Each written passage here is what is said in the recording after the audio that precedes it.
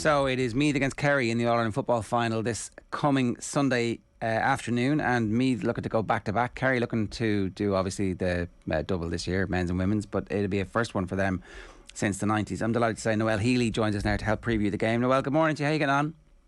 Morning, yeah, not too bad at all. Who in your head is the favourites for this game? I can't really look past Meath. I know they've looked a little bit ropey or kind of nervy in their games coming up, but they also look to have improved an awful lot in every game that they've played. I think they looked really composed at the finish there against Galway, working the score.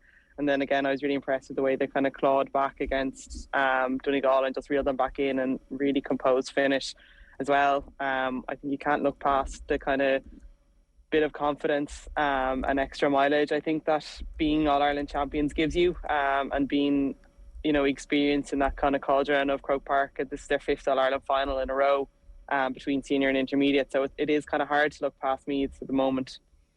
There's been a sense that this is the end of this Meath team in some respects. Now, Vicky Wall's obviously gone down to play Australian rules, and there's a couple of others going as well, but the coaching backroom team has already, it's clear that they're going to be breaking up. Does that help or hinder in a way? Because it's like, look, this is one last tour for this group, as the group is going to be constituted, that there is definitely going to be change next year.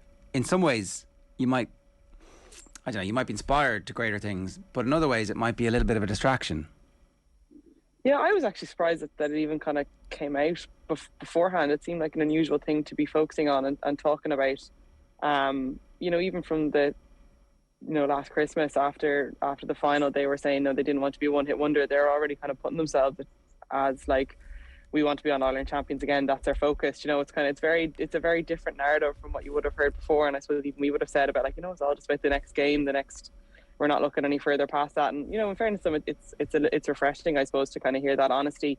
But I think it can put a bit of pressure on you. I think last year they would have come in as underdogs, you know, that kind of shackles off their back, nothing to lose, you know, freedom about their play. Whereas this year, yeah, I suppose there is something not to lose, but I suppose there's more on them, like, you know, a kind of feeling of inevitability. There's not like, oh, we can just do it next year, or, you know, well, you know, who matters what happens. There is kind of feeling that's reaching the end of the road. I saw, you know, obviously Vicky and Orla are going over to Australia. I had read yesterday that Emma Troy, who's huge for them, I think is going travelling as well. You're using your backroom team that they seem to have a very strong connection to. So I think it could, you know, put, I suppose, a little bit of unknown pressure on them. Is that, like, you know, we have to get this done. And, you know, I kind of thought in the Leinster final when they were playing against Dublin, we know that they have that defensive structure, but they did, I thought, play kind of overly defensive and kind of overly a little bit scared in the first half and kind of drew Dublin on them.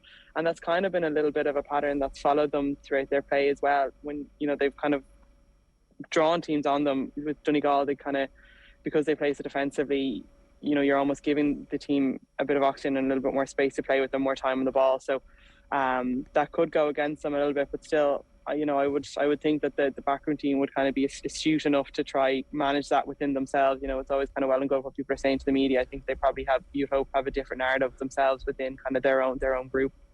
I definitely want to ask about that style of play, but just to go back to kind of the first part of that answer, Noelle, is part of the reason why they're happy enough to talk about next year and the people stepping away, especially from a management perspective, is that because there's a genuine concern for where the game is going and for the threat to the women's game in Ireland at the moment? I'm not sure. It's definitely been a pity, I think, throughout the summer that nearly every big headline story that you see about the LGFA at the moment seems to be what big player is either rumoured to be going or is kind of confirmed to be going over to the AFL. And that is very worrying, for sure. You know, you have somebody like Vicky Wall, who's probably in the prime of her career, you know, such an exciting player to watch, brings such a different style to Gaelic football, you know, really is one of those players that people kind of sit forward and you know, take notice of when they get the ball. There's always that air of expectation that something's going to happen, and you know, we'll miss that from our game. So I don't know if that's what's on their mind in terms of on Meath's mind, but it's certainly, you know, something that's, I think, is this year of all years become very apparent in the coverage of the ladies football. For sure. Like, are you concerned as well about what's going to happen over the next couple of years? Yeah, for sure. I think it's you know, it's been fine at the moment because people have been able to do both. We were lucky with Dublin that the girls were, kind of given the leeway and given the freedom to be able to participate fully in our season. But if you're losing that, and if you're battling with not only other sports and other interests in Ireland, but kind of that calling of which is completely understandable, of the chance of playing in a professional setup, in lovely weather, and that opportunity to kind of combine that little bit of traveling and that little bit of different experience after college, that's understandable that people are going to jump for that. And I think it would be very unfortunate that we'd lose our players or to that, and would it diminish the spectacle that the ladies football has as well? Like, it is certainly something that you would be worried about, because I just can't see it as being sustainable that the girls would be either allowed or physically even able to combine the two of them. I think it's an awful lot to expect somebody to finish one season, jump on a long haul flight, and all the emotions around that as well, and seeing your family or leaving your family and then come back over here and starting into another season. I thought there was a really interesting quote from Declan Quill, the Kerry co-manager, during the week. He was saying that himself and Dara Long were driving up in the car, and they were asking, would David Clifford ever go to Australia? He said, I think David Clifford has so much to stay around Kerry for, because he has a fan base that is just unbelievable. He's a superhero to the kids down there. He can probably have his choice of jobs and whatever he chooses to do. I don't see the attraction of him going to Australia, whereas for a girl who is playing ladies football, it might be, oh Jesus, I'm going to make my money and live a lovely lifestyle over there, whereas here I mightn't even get recognised on the street. Now, like, he doesn't necessarily say it, but is there kind of like a wider conversation there, Noelle, about what's actually keeping players here, given the incentive there is for men's players to hang around and to play football in Ireland? Not that I've been part of, but I can imagine that it would play in people's minds. I mean, it's been, again, well documented how out of pocket a lot of the ladies football players are. In playing, in playing for your county, be it travel expenses. We certainly don't have the same access to the same amount of grants and things like that. And even, for if you're, it's changed. And I think, since I've left, I think it has improved a little bit, but even just like those appearance fees or things like that, if you're, doing sponsorship and promotion things, certainly when I would have been playing, it was kind of an unspoken thing that the men were getting, an awful lot more than the girls are getting. But we were kind of just, starting to be unhappy, I suppose, with the exposure that we were starting to get. So certainly I can imagine that if, people, if that's where they want to make their money and spend most of their time doing is playing their sport, they can do that, not only, I think it's not only in a place where they can make money or have a fan base, but just I think where they can be, afforded to be very well looked after and supported in terms of access, even just to medical staff and, from an injury point of view as well, and strength and conditioning. And while that has improved an awful lot, hugely, there's fantastic setups in a lot of the inter-counties around. It's not anywhere near what you'd see the kind of juggernauts of the men's game having. It's interesting because that came up this week with Anna Galvin, the Kerry captain, who I think had been involved in the photo shoot for the Centre of Excellence, and then it turned out they weren't given access to it immediately. They had to fight for access to it, and then eventually they got access to it. But it wasn't taken as a matter of course. It's like, okay, Grant, we're going to use you to highlight the fact that this now exists, but we're not going to give you equal access to it. And apparently it's been fixed, so in fairness, but at the same time, the attitude in the first place was wrong, clearly. It's like, why would you be getting the same access? So there's still loads to go. I do wonder how you feel about the condensed season and the mirroring of it, because it feels like we're coming up on the All-Ireland football final this weekend a little underprepared, a little less familiar with the players than we should be. Like the Dubs game and Dublin going out of the championship at the stage that they did wasn't as big a story as it would have been if, or as it should have been. I don't know how you feel about that. Yeah, I was kind of surprised that it didn't get the coverage that it did. I mean, when the men lost at this, at the semi-final stage, but last year there was, a huge amount of write-ups about it at the end of an era and things like that. And I was so surprised with how under the radar it went. I'm sure the girls were delighted that they didn't have to face into it and they were kind of able to get on with themselves afterwards. But it is such a pity because, I think it is such a big story, especially with Dublin and Cork and kind of the big presence that they've had in the ladies football championship over the last nearly 20 years at this stage. Well, it's 10 years, not 20 years at this stage, but and both of them are gone at quarter-final stage. I can understand why they did it, because I suppose, on the face of it, it's kind of the football season, and it kind of goes with that. But I think the Camogie and the Ladies Football Championship has kind of just been lost amongst all of it. You're still kind of hearing stories about, what the brilliant final the between Kerry and Galway were at the weekend, and now it's kind of only starting to pick up about the ladies football final. There were, the quarterfinal stages, you had all the provincial finalists losing. It was a phenomenal, the phenomenal results from it. They were brilliant games, and I think, unless you kind of have a specific interest in it and you go out and search it, it does kind of get lost amongst it, and it does affect then the profile of the players that are playing and the profile of the teams that are playing, and kind of the build up to the championship as well.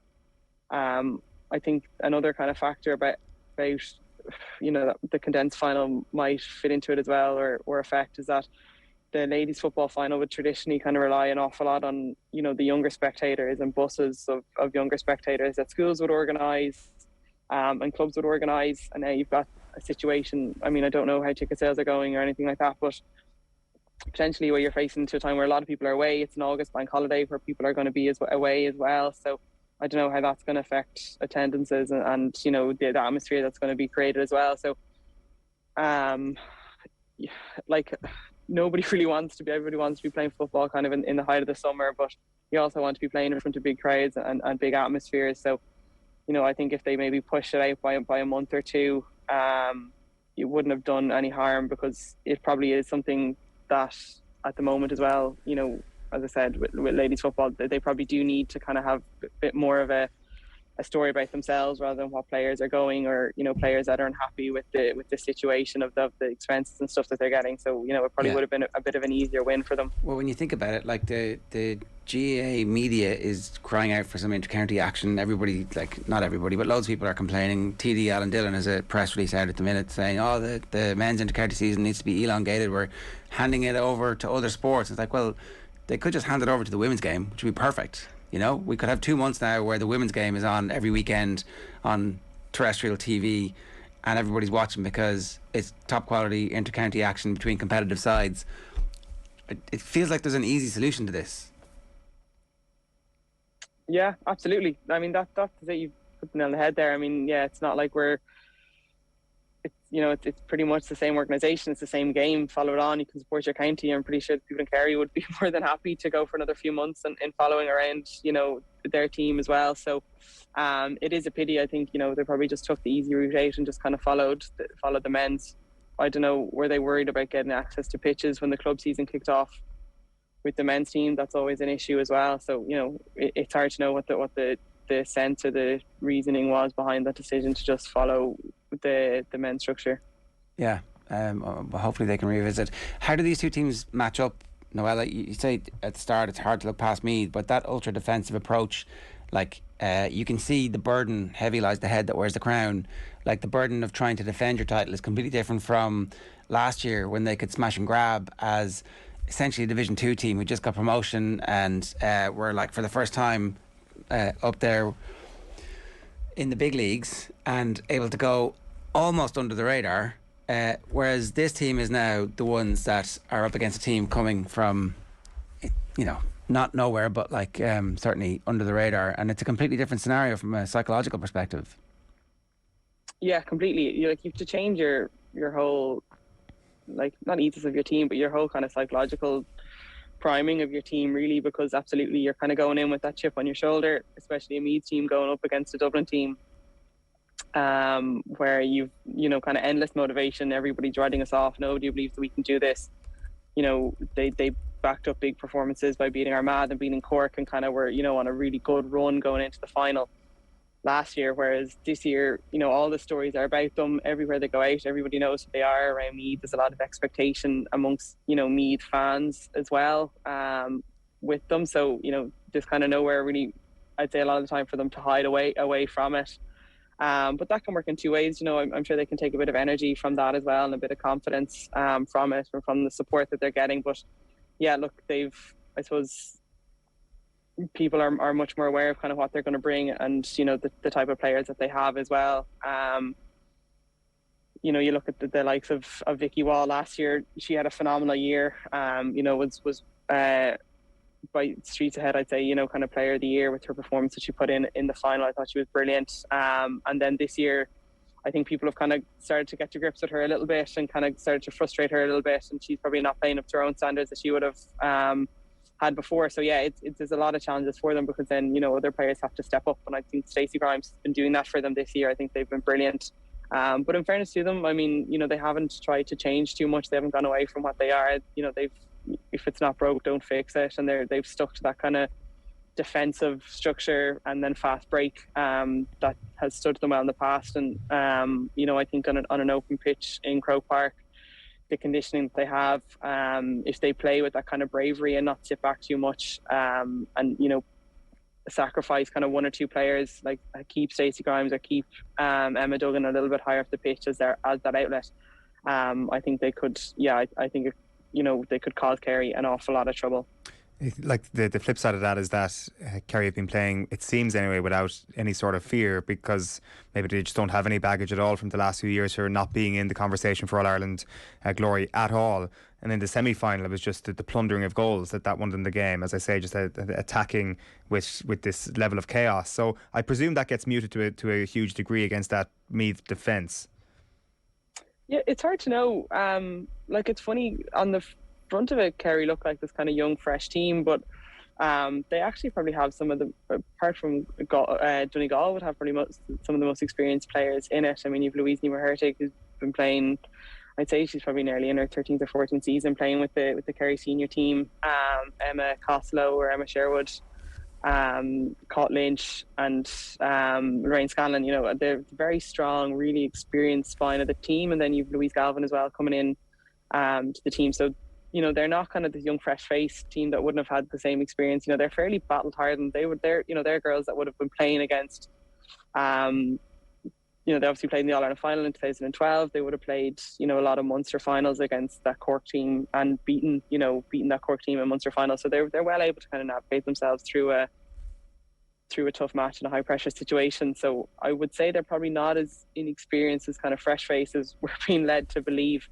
But they're playing with kind of a really brilliant style of football, you know, that I absolutely love watching. It's kind of the style of football that if I was part of a team, or if I was, you know, in any way involved in a team, that's what I'd be kind of telling to play, or what I would love watching. You know, it's quick ball. They run the ball when they need to run the ball. They kick the ball when they see the passes. I think Declan Quill looks like they've done a brilliant job with them from a skill level point of view. They look like they've, you know, put a lot of time, both from underage, from the younger girls coming up, and then them themselves. They look really sharp on the ball.